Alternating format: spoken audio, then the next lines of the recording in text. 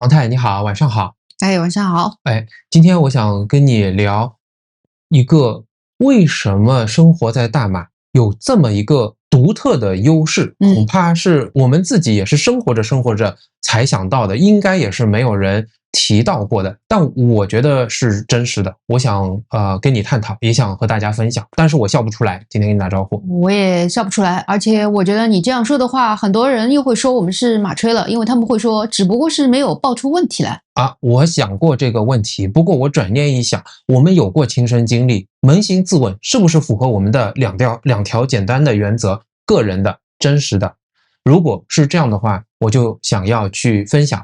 正好呢，最近大马的教育部和卫生部联合又重申了一条关于学校提供食品的规定，涉及到12种禁止在学校销售的食品和饮料。第二呢，最近有人说，你们讲一讲西贝，西贝我觉得那是个商业公司，无非就是东西不够好，宣传过度了，价格还很贵。有这么个问题，我们不去管它。但是你知道吗？西贝事件使得上海的很多家长说，我们宁愿去吃西贝，我们也不愿让孩子在学校吃，这就挖出一个叫绿捷这个事件。这个公司呢，给上海要提供一天50万份餐食，但是很多家长就是有很多的抱怨，一来一去，我想要比较。好，那么为什么笑不出来？因为我觉得我现在跟你的讨论我的心情扪心自问我是平静中回想到以前小孩子吃的东西，还是会带着一些愤怒。是吗？好，我的心情就是感到非常的欣慰，因为我们至少离开了这个圈子。这3年来，孩子在马来西亚在学校里面吃午饭，他吃了3年好东西。好，那我是很愤怒，你是很欣慰。是的。请大家如果你是大马人也好，你是中国人也好那你都是一个华人嘛，听得懂我们在说什么。你可以先想象一个场景，有2个食堂，我告诉大家一个食堂在这里面的孩子营养不良达到20点几注意5岁以下的营养不良就有20%，5个里面一个肥胖也叫营养不良，导致他们发育迟缓。小孩子的肥胖或者超重的比例达到27%，吃的东西呢各不均一，各个小摊都可以买来吃，甚至可以自己带，这是一种，好吧？第二一种标准化的有统一的一个公司提供，这个公司有着严格的中央厨房，什么流样什么营养师家长可以来监督它的理念是低油低糖低脂，营养健康，帮你做好，一天几十万份来送过来。小孩子的肥胖比例只有7.7%，你觉得哪个做的比较好？那肯定是第二个了。事实上，第二个就是上海的现况，是第一个是大马的现况。好，观众朋友，跟我们一起思考就现状往往要比我们看到的简单的是非要复杂。那我们就回到大马卫生部和教育部，他们在 Facebook 发了一个文，我们看到的新闻是 The Star 发了一个说 Junk Food Banning School。他讲了一些什么，哪些算是 Junk Foods， 还有一些什么东西？王太，你帮我们把这个事情介绍一下好吧？这就是马来西亚教育部应该是在本周2的时候，在他的 Facebook 官网上面，他是进行了一个 outline，也就是概括。他说有12类的这个产品是不能够在学校的食堂里面进行销售了。这12样东西是包含，首先是1985年的所谓叫食品条例下面所提出的一个是过期食品以及造型玩具类的食品。这很容易去理解嘛。第二类，它就说到了加工食品。通过它的举例一共是指像薯条、炸薯条、汉堡、香肠、鸡块、卤肠、鱼丸、肉丸等（括号是非在正式餐中烹调，也就是以这种 snacks 小食的方式进行售卖的零食类的）。我特别注意到你讲到像鱼丸、肉丸，对吧？我们认为这个好像还挺好吃的一些东西。对，因为这类都是加工类食物嘛，就是等于是原型，破坏了食物的原型，然后加上可能大量的这些调味料，还有一些淀粉之类的东西，那可能是属于垃圾食物。好，2类第三类是零食类/垃圾食物，比如说薯片、虾片等膨化食物。膨化食物，你想想，这不都是小朋友爱吃的吗？不要小朋友爱吃，我们成人也很难抵御。其实这12类都是除了咖啡小朋友都爱吃的。好，再来还有什么？糖果与巧克力。糖果高糖的。腌制食品。腌制食品那就是高盐的，可能还有亚硝酸。亚硝酸盐和高盐的。是好，然后接下来就是高糖奶油类的食物啊，奶油的因为也比较高脂高糖 ，pastries 之类的，对吧？或者有可能含反式脂肪酸的。是啊，还有，然后接下来一类是速食类产品，这个很容易理解。他举例的，比如说快熟面啊，然后快熟的面粉啊、拉面啊、即食粥或者是调味料，也是有大量的 preservative 啊，然后还有很重的这个盐、糖，是也不健康，添加剂，对吧？然后接下来就是说一些冰激凌类的制品，哎，确实是啊，像我们学校就没有卖冰激凌，确实高糖高脂。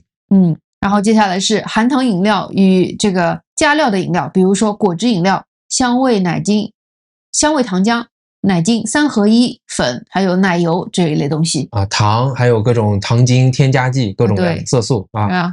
接下来就是一些能量的饮料，还有草药、水果口味的饮料，然后括号是小于35%水果含量的，高热量不真实的这个水果，还有草药，小孩就不能吃这种能量饮料，可能有咖啡因之类的，对吧？然后草药的，我觉得很多它是很难把控，它有很多金属超标啊这种问题。对，好。然后最后的2种是茶与咖啡（括号仅限教师时饮用）。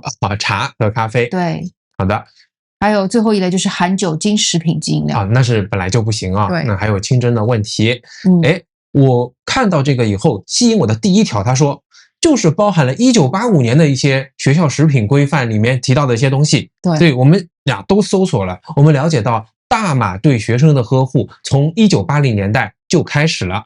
那时候有大量的食品安全事件，所以要解决的是食品安全的问题，开始列，然后到2008、2011、2018，再到2025，现在明确的列出了这个12样东西，从吃的卫生啊，然后吃的安全，到现在要叫做吃的营养，来关注小朋友。当然啊，也有150万超胖的儿童，儿童的肥胖率已经达到了27%，成年人有30%，都是大马人和大马孩子们所面临的问题，对吧？这个有可能会是有一些问题。那他的这个对学校的规定是细致的、严格的，然后是这个40年来一直在进步和演进的。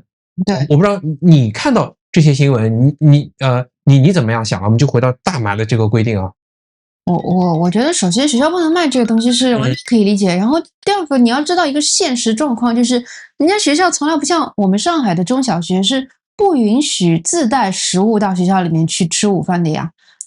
你在学校里面你买不到这些东西，可能将来就会加强这样的一个管控。那问题是就是说你不在学校里面吃饭的话，学生有其他的选择，他可以到学校外面去吃，可能还有自己就是带餐都可以啊。我们在上海是没有这种选择的呀。是，这是很重要的这是很重要的一点，因为你讲到了，要这样吃，我们不得不去说，那么40年了，为什么还有很多小孩很胖啊？当然，这是一个 off topic 的事情啊，跟他们成年人的那些饮食和他们自己的饮食习惯，成年人的体型对他们的一些饮食习惯的影响，整个社会上高糖的东西比较多，等等等都有关系。我们不在今天的这个讨论之列，马上就会想到，那他们是怎么吃的？我也去搜索了，其实他们小孩子的吃法就是学校里面也是有一个小贩的这种档口的，类似这样，他们自己去选，那他们必须要遵循教育部和卫生部规定的这个规范。我想起来呢，我是看到过的，就我们去新华中学参观的时候，就是那样的。其实有官方的来说就是这样。同时，如果你自己做的是清真的，或者你自己带，学校都是比较反而是鼓励你自己来带。而且他那个，我记得在新华新华中学看到的，他们的这个档口的价格都特别便宜啊！我记得1碗米粉只有3块多，我当时就惊呆了。教育部大概每年有80几亿令吉的补贴，但是独立中学并没有那也卖得很便宜啊，是吧？这个是我们看到大马的。行，我们就把这个快说完了，就是这样子。你觉得有些一个是你说 OK。学生居然可以自己带，这是你的一个感触是吧？对，还有一些什么样的感触啊？还有一个感触啊，就是最近因为我父母正好在马来西亚嘛，碰到吕杰这个问题，我就说了，因为我非常非常的生气啊，我甚至怀疑以前我孩子学校里面用的就是绿杰，我也深刻怀疑，因为那个餐太像了。等一下我们来讲，真的是太像了。然后我就非常愤慨，我说为什么我们赚钱赚到要赚黑心钱啊？这都是我们所谓的叫祖国的下一代，祖国的花朵啊。他们自己没有小孩吗？他们没有良心吗？然后为什么我们这些家长们就这么害怕跟学校去提出反抗？因为你知道吗？就是在社交媒体上面，上海的家长们说，如果说不想在学校里面吃饭，要自己带饭的话，学校现在是划区县的，所有的学校竟然都会说要求家长去上海的3甲公立医院，就是最好的公立医院，要出具孩子有营养不良的医学证明才能够自己带，这比我那个时候还要夸张，你知道吗？就是我说怎么会有这么奇葩的事情，这样的串通的事情，我们怎么会让他过了这么多年都没有家长去把他这件事情反映上去？就是我非常生气，你知道我妈后来就说什么吗？这个我们正常的呀，或者是人家有要求你就遵守一下啊。他们就是那种学校是为了你好，我很轻描淡写，他们说那上海的大学里面的东西都是挺好吃的呀。哎，我说我不知道这些小孩子吃了这么多有毒的、有害的，然后不好吃的这个东西，长期安慰他们还有机会考进上海的大学吗？OK， 就我觉得我妈的这种态度就很奇怪，他们觉得说这事情你改变不了的呀。你看，你干嘛要生气？你让自己不开心呢？你看，你讲到这个还是很气愤，对不对？我们讲到这个还是不得不的要去比较，对吧？对啊，真的，我想想以前小孩子好可怜啊，放学了之后回来就饿得不行。他说，在学校里面最好吃的就是汤和饭。他说就是要把这个汤拌一下，饭就这样去吃嘛。来，我们中间这一趴来讲讲自身的个人的经历，因为我们以前经历过。我跟大家讲，在2019年我们小孩子应该是刚刚念小学，对吧？刚刚进入我们那时候小学的时候，所有的家长都会跟学校抱怨说学校东西怎么那么难吃。我今天特地回到历史，把当时的微信记录都看了，有几个事情。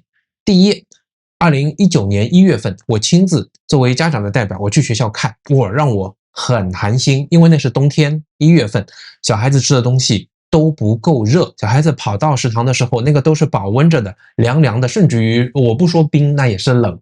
好吧，第二，我拍了照片，我给大家看哦。那些端起餐盘拿起来准备回收 recycle 的这些小孩，你看看他的餐盘，我有照片。这个里面菜肉这些汤他们都没有吃，他们唯一吃完的那个格子是什么？是米饭，就是刚才王太讲的汤泡着饭。好，第3张我们再看这个照片，我拍的小孩子每一个人走都把东西倒掉，非常浪费，非常可惜。他们连肉都不吃，连菜都不吃，就只把饭吃完了。你觉得是他们不爱吃肉吗？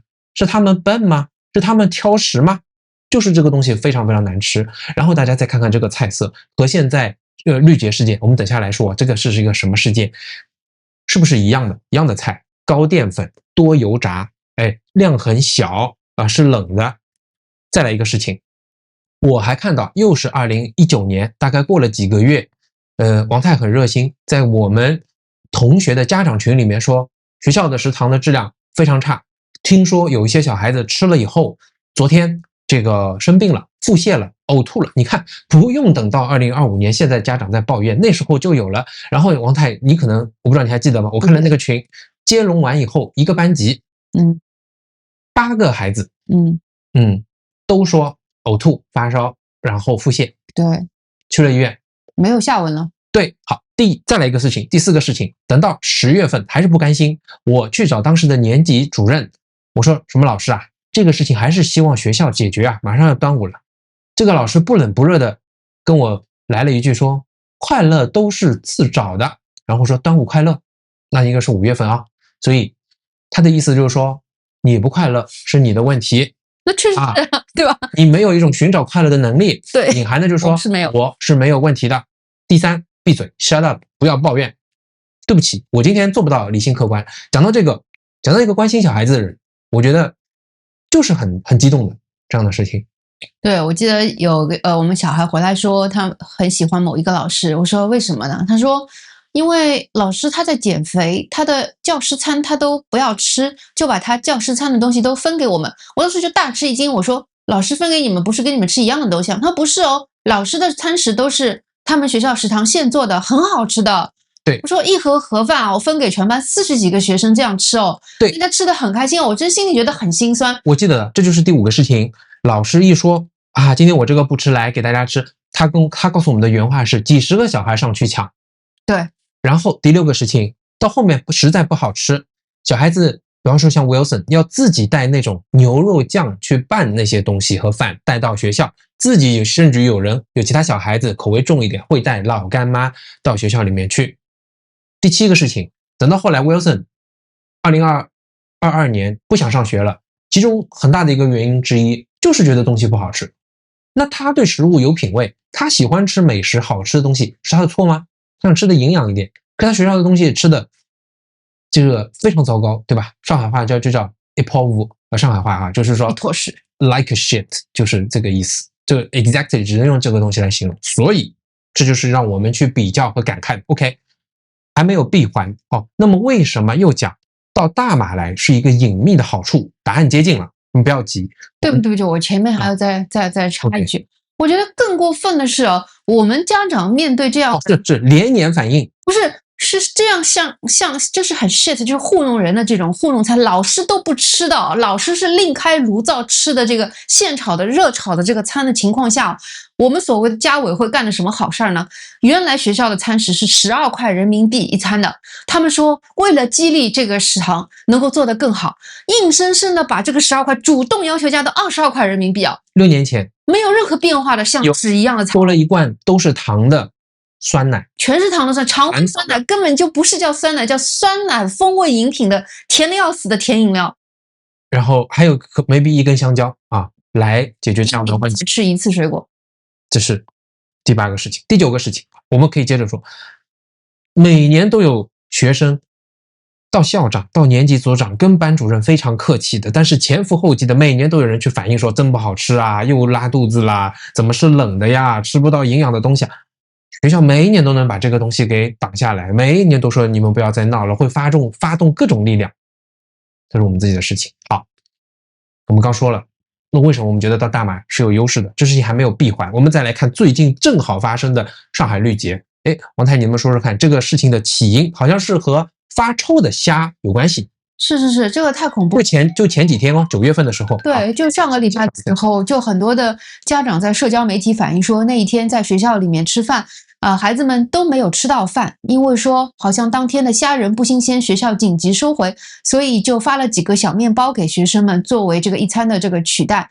然后有一些学校的孩子是不幸吃到了这个臭虾仁，然后回去以后就跟家长反映了。那这件事情因为闹得实在是太大了，应该是几万的学生都碰到了同样的问题。当时上海市政府就号称说要成立这个专案组，要去调查这个事情。然后事情调查了1周之后，出来了一份完美无瑕、没有任何问题的调查结论啊！真的是让我们目瞪口呆。事情可以糊弄至此。他说这个虾仁在前一天晚上准备的时候，有一个餐厅，因为他要向全市55万中小学生供餐，他就在分散各个区域里面准备了这种分公司的什么定时餐点。那个经理说，在前一晚上退冰之后，发现有18公斤的化冻的这个虾仁里面有虫，当时立刻就反应了，立刻反应之后就把这批有虫的虾仁已经全部就撤回，那就导致了第二天有一些学校就没有吃上这一餐嘛。然后但是说把留样的虾仁去拿出来检测，说所有的问题都没有啊。没有虫，这是第一次没有过期，没有任何的金属超标，也没有什么防腐剂，说它的生产日期是2025年的3月份。这是第一次的公告。好，那么我来补充信息，大家会后来发现，所有给这些学生提供的都来自于一家公司，叫上海绿捷 Shanghai Green Express， 母公司在香港。然后这家公司呢，为什么大家会引起讨论和注意？是因为徐汇、闵行、普陀3个区都有学生家长同时反映这个事情，而且大家历年，你看最少从我们2019年经历到现在就已经有6年了，一样的都会生病，都有发臭的，都会呕吐，都会这个都是营养不健康。好，刚才王太讲的是第一次的反馈，然后开始这个调查，到现在大家就开始去查，这个背后是什么样的公司，巴拉巴拉，然后都发现共同的这些问题，就刚刚讲的过期的东西，比方说10号的汉堡开始标着12号，单一的这个东西，高淀粉低这个蛋白。来看照片，我就找了一些网上实拍家长的实拍照片，给大家看一下，很油腻，对吧？然后重口味，所谓的面托层很厚的鱼块，根本就吃不到什么鱼和鸡的这种鸡块、炸鱼块，鸭嘛就那么一块，那蔬菜就那么一点点，而且很油，是吧？都反映油腻、重口味，还有呢加工食品，这都是家长的反馈。刚才说了有一个通告，第二步呢，学校班主任就开始劝各个家长和学生禁言，说这个禁止讨论，一切正常。这就是前2步。对，好，等到最近压不住了，那么又说进行刑事调查，所以我就搞不懂，既然来了一个检测报告说一切问题都没有问题的话，为什么要去刑事调查？调查谁呢？这也没有告诉我们。最搞笑的是，他们使用的一个检测机构和这个绿姐竟然是有千丝万缕的关系。他们在我们政府部门工商流档的这个企业负责人留的是同一个信息，留的是同一个联系人。然后这两家公司的这个财务报告的里面显示的财务负责人是同一人。就是这太搞笑了，又是运动员，他又是裁判员，这样无耻的事情竟然在上海发生。所谓的上海，所谓的中国一流大城市发生这样的事情，这么多年有1/3的中小学生就吃着这样的东西，因为他们供了1/3的中小学是啊嘛，对吧？每个月好像中标几十家，每年还能够新中标几百家的学校。你知道更可怕的是，我们在疫情的时候，他们还是什么疫情食物的专攻，还是什么疫情专供食物的先进标兵。被上海市政府表扬，你知道吗？我们疫情吃的东西也是他们供的，好可怕的产业链啊！所以这是3步，其实第4步，熟悉中国时事的人猜都猜得到，一定会有人不痛不痒的出来承担责任。第5步再也禁止讨论，不会有下文。是的，大家去看吧，一切照旧。1个月之后一定会是这样子。黄节，而大马的这个对孩子的关心已经是持续40年了。好。我们故事讲完了，3个故事，现在讲回来，我要问问看，王太，你也有一样的感受？你说你感到很幸运啊，小孩子能够在这里吃了3年，是啊，能再展开来跟我们说说吗？为什么会有这样的感受？为什么这是种幸运？你不觉得在这个年龄的孩子，他们有选择吃的权利？他可以选择让妈妈做，他可以选择自己带，对吧？他可以选择在学校里面吃，他有各种各样的选择，他甚至在学校里面还可以自己叫 Grab。然后让 Grab 来送餐，他能够吃到他想吃的东西，然后作为关心他健康的家里人，也可以为他制作的东西，他带到学校里面去吃。这个是我们以前在中国从来没有享受到，他从来没有享受过的权利。我小时候享受得到，对，但是很可惜。对，同样啊，我们 echo 一下，同样80年代太早的我们不知道，我们俩1990年开始念小学的，那个时候我们都是自己带饭。你是带饭吗？允许回家吃饭啊？你是允许回？我们那时候就我父母用那个铁盒子啊，然后带给我们，到了学校就放在锅炉房，学校帮你保温加热，然后中午自己去吃，就是这样的。所以我觉得很简单，我们就回到常识啊！你不要告诉我这个公司做的有多好，多么安全，多么这个先进，营养师什么家长来监控，但他提供的就是 a piece of shit， 然后感觉说大家的这个声援有一些意义，有人会出来承担责任，但是如果你不能推动它进行一些什么改变的话，那就是没有意义的，因为它到时候别人告诉你什么就是什么，我相信也不会有多大程度的改观。是啊，而且大家要想一想，中小学生人生的长高的发育的年华就是在这个时间段，家里有孩子的人一定知道，到了这个12、13岁的时候，胃口就开了，饿得很快啊。我想想，如果我孩子在中国的话，他饿了怎么办？他只能忍饥挨饿，一天学校中午这一餐吃的不开心，就这样子高强度的，真的。那时候虽然小学完全不能想象，还没有 puberty， 痛苦啊。但是我记得 Wilson 在学校也不吃什么东西的，然后到家就猛吃，一到家就开始要吃东西了，是啊是啊，3、4点钟到家就要开始吃大量的东西，真的是。然后早上我们就尽量让他吃饱。是啊，早上让他吃的非常豪华。就是他吃的这些东西，大家再看看照片吧，这是什么鬼啊？这样的东西啊！所以他在大马，你看现在学校虽然是国际学校，但也是类似的各种餐啊。还有一点有趣的，就是在大马啊，他们会顾及各个族裔，一般的学生食堂呢有各个族裔的东西，是啊，所以品类还是很丰富的。对啊，他的选择很多，让他吃的很开心，他的饮食也开始有一些改变，对吧？他知道什么是营养。哪些更好吃，他也接受了更宽泛的饮食的选择，他对很多西式的东西慢慢变得感兴趣嘛。我也为他感到高兴。是啊，你看他现在长身体的阶段，真的很容易就饿了，真的是上顿不接下顿啊！我真的很幸运，他在学校里面可以吃到，因为他们学校休息2次，早上10点半的时候休息1次，然后中午的1点半是他们吃午饭，这2个时间他们都可以自由到食堂里面去买东西吃，有热食有冷食。他可以吃2次，然后下午的话，他们的 cafe 还可以供应一些三明治，这多好啊，多棒啊！那我就还要再强调一下这个回到常识，就是所谓的 common sense。你看，很多人会跟我们说，哎，们小孩在上海，他补习他获得的学习很好，他的这个学术能力成长很快巴拉巴拉等等等等。但我想的就很简单就回到根本，回到常识，小孩是不是变成一个健康的一个人？就是这么简单这也是我们来大马感觉来对的原因对，你说你担心的是小孩子，其实我也很担心我自己变成像我爸妈这样沉默的中年人。你知道我也想讲这一点。看到一句话很扎心的，就是一些外地的一些东北的留言，他们说你们上海人怎么会这么懦弱？为什么会这么怕学校？为什么这么害怕学校会给家长会给孩子穿小鞋？他说吃不饭。吃东西吃不好，这是多大的事儿，天都要塌下来的事儿。你们上海人怎么能这么怂啊？这是常识，是，我也觉得，我如果在那个体制下面的话，我也是那样子很怂的。我怕学校打击报复孩子，我怕他们将来要升学的时候拉踩一下我孩子，写一个很恶毒的评语。我正想说这一点。我记得虽然食堂的问题关于我们自己内心，我们以前也反复提到过但在这个事情上跟大家再强调一下。我刚也想这一点，对我们来讲也是一种幸运。在那个环境下，要么呢你会屈从，对吧？有内因和外因。外因就是环境使然，就你刚讲的，整个环境要求你怎样做，班主任让你怎么做，甚至于暴力机构也会卷入，整个社会对你提出要求。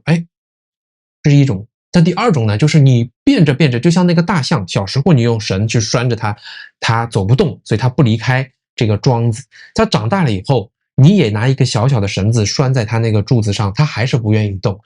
就刚刚你分享的，我们父母这一辈，他的思想会自动的异化成为那些不对的东西发生，就是那也没什么呀，不是其他很好吗？或者说这个是没有办法的，人多未来会好的，巴拉巴拉巴拉。然后说不过你的时候，就说个你是什么态度？你怎么能这样想？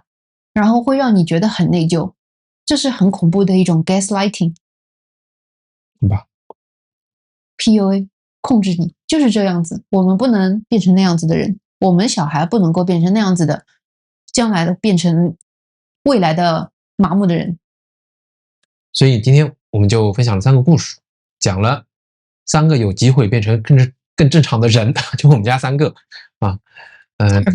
个人的真实的感受，好吧？我们就赶快说出来跟大家分享，你有些什么体会，也来分享、讨论、转发、评论。打赏，支持一下其他健康的东西。来，我们从来不做其他广告要做就做自家的，那就这一个跟大家说一说，正好在身边吧，是我们马上要推出的这个坚果。对，我们现在还是在 beta 测试期间，还在广泛的征求这个 feedback。但是下单我们可以给不同的顾客送一些 sample 嘛，是，让他们试一下，大家看。对，我们自己的无盐中烘手工的腰豆和这个杏仁。然后呢，选用的是大颗特级的吐鲁番的葡萄干，多出一些口味。配比呢非常简单，没有其他含糖的太多的东西，就这3样，相对健康一天就是可以拿这么1小包，很简单，放在包里随身带开车小孩子打球我也给他带了1包试一下。我们大家就借用一个偷懒的名字，就叫每日坚果有机会您可以试试看。是的我们为自己代言。我为自己代言，为健康代言。OK，就这样，Thank you，拜拜。